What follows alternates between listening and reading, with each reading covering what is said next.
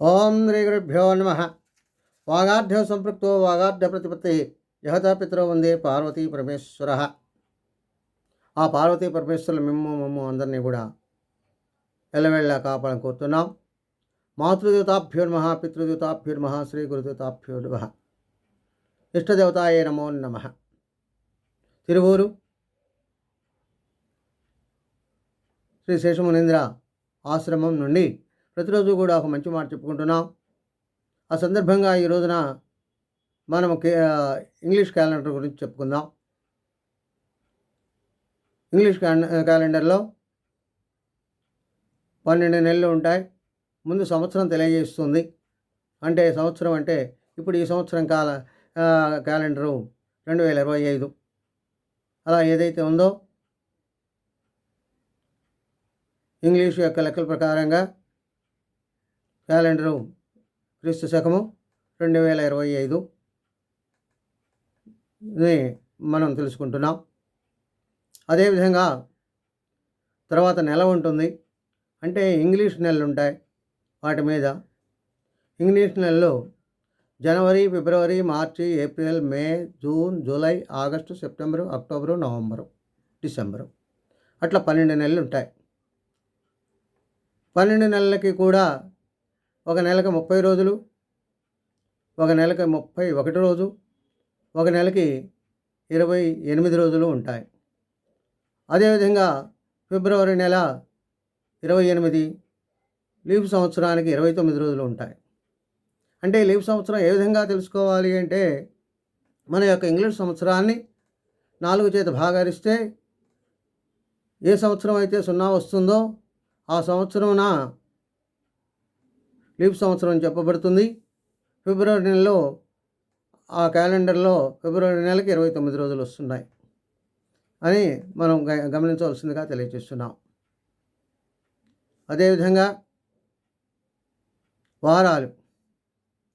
వారము అంటే మనకు సూర్యోదయం నుంచి మళ్ళా సూర్యోదయం వరకు పంచాంగం ప్రకారంగా ఒక వారం అని చెప్పబడుతుంది.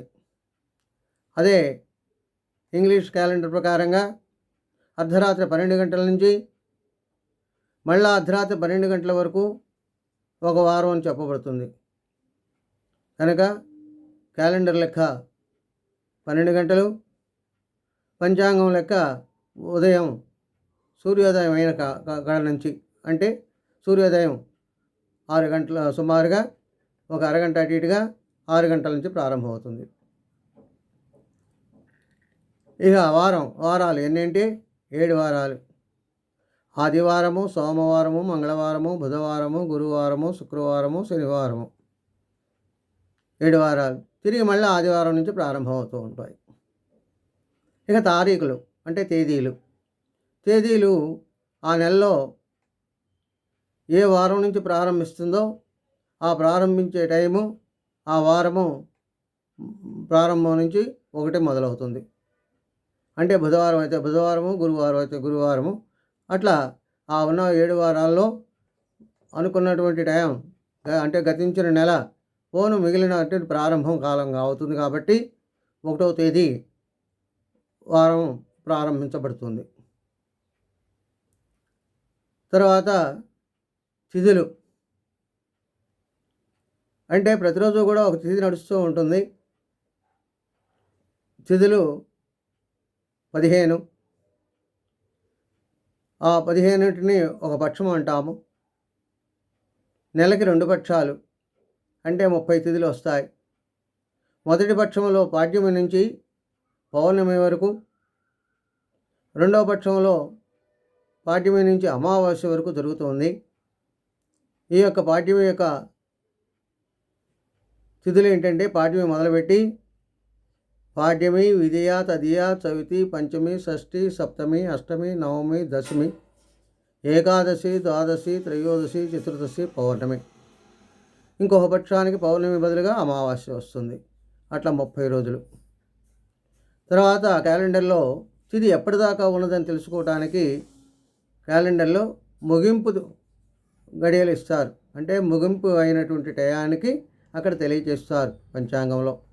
పంచాంగంలో ఇచ్చిన టైం ప్రకారంగా ఆ జరిగినటువంటి నక్షత్రము తిథి అయిపోయిందని తెలుసుకోవాలి, గమనించవాలి.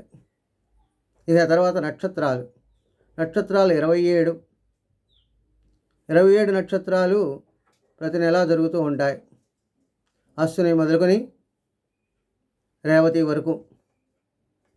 కనుక ఈ 27 నక్షత్రాలు ప్రతి నెల కూడా తిరుగుతూ 27 రోజులు తిరుగుతూ ఉంటాయి. ఆ తర్వాత ఈ నక్షత్రాలు కూడా ముగింపు టైమే ఇస్తారు. ఆ టైం దాటిపోతే మళ్ళా తర్వాత నక్షత్రం వస్తుంది. అంటే జరుగుతున్నటువంటి నక్షత్రం ఆ టైం వరకు ఉందని గమనించవాలి. ఆ తర్వాత వర్జము, దుర్ముహూర్తము, రాహుకాలము, యమగండాలు అనేవి ఉంటాయి. అవి ఒక్కొక్కటి గంటన్నర. ఆ గంటన్నర ప్రారంభించిన కాడి నుంచి ముగింపు వరకు కూడా ఆ క్యాలెండర్లో తెలియవరుచూ ఉంటుంది. ఆ టయాన్ని గమనించుకోవాలి. దుర్ముహూర్తం అంటే దు అని, రాహుకాలం అంటే రాహు అని, వర్జం అనుకుంటే వర్జం అని, అట్లా మొదటి అక్షరాలు కొన్ని అక్కడ ఉన్నటువంటి క్యాలెండర్లో ఉన్న స్థలాన్ని బట్టి గుర్తిస్తూ ఉంటారు. కాబట్టి అవి కూడా గమనించుకోవాలి. ఇక తర్వాత శుభముహూర్తాలు. ముహూర్తం అంటే 24 నిమిషాలు, ఒక గడియ. ఆ గడియ కాలంలో మళ్ళా మంచి చెడు కూడా ఉంటుంది. అది పంచాంగకర్తలు పంచాంగం చూసి చెప్పవలసిందే, కానీ పూర్తిగా తెలుసుకోవటానికి మీరు కూడా పంచాంగం చూస్తే అర్థమవుతుంది. ఇక తర్వాత లగ్నము. లగ్నము అంటే మనకు పంచాంగం ప్రకారంగా 12 రాసులు ఉంటాయి. మేషం మొదలు మీనం వరకు. ఈ 12 రాసుల్లో సూర్యుడు తిరిగేటటువంటి 24 గంటల్లో ఒక రౌండ్గా తిరుగుతాడు. కాబట్టి ఆ 12 రాసుల్లో కూడా గమనం జరుగుతుంది. కనుక సూర్యుడు ఏ రాశిలో అయితే గమనం జరుగుతుందో ఆ రాశిని లగ్నం అంటాము. ఆ లగ్నము పంచాంగంలోనే చూసిన వారికే తెలుస్తుంది. పంచాంగకర్తలకి, పంచాంగ విషయాలు తెలుసుకున్న వారికి వాటిలో గమనించవలసిందిగా తెలియజేస్తున్నాం. ఈ విషయాలన్నీ కూడా అంతకుముందు తెలిసిన వారికి చెప్పడం కాదు, తెలియని వారికి తెలుసుకోవాలనే విషయాన్ని అందరూ తెలుసుకుంటే బాగుంటుందని మేము చెప్పడం జరుగుతుంది. కనుక ఈ విషయాన్ని గమనించవలసిందిగా తెలియజేస్తున్నాం. మేము చేసేటువంటి వీడియోలు అందరికీ బాగుండాలి, అందరూ తెలుసుకోవాలి, మన యొక్క సనాతన ధర్మం తెలుసుకోవాలని, తర్వాత సాంప్రదాయం తెలుసుకోవాలని వీడియోలు చేస్తున్నాం. ఒక సామాజికమైనటువంటి వీడియో, ఒకటి భగవద్గీతలోని సారాంశమైనటువంటి ఒక వీడియోని చేస్తున్నాం. అందరూ గమనించి ఈ యొక్క కార్యక్రమాలకి ప్రోత్సహిస్తారని తెలియజేస్తున్నాం. లైక్ చేయండి, షేర్ చేయండి, తర్వాత కామెంట్ చేయండి, సబ్స్క్రైబ్ చేయండి. మీ యొక్క ప్రోత్సాహానికి మేము ముందుకెళ్ళటానికి జరుగుతుంది. కనుక తప్పనిసరిగా మీరందరూ ఆదరిస్తారని, గమనిస్తారని, మీరేమైనా చెప్పదలుచుకుంటే కామెంట్లో చెప్తారని తెలియజేస్తున్నాం. స్వస్తి. సర్వే జనా సుఖినో భవంతు. ఓం శాంతి శాంతి శాంతి.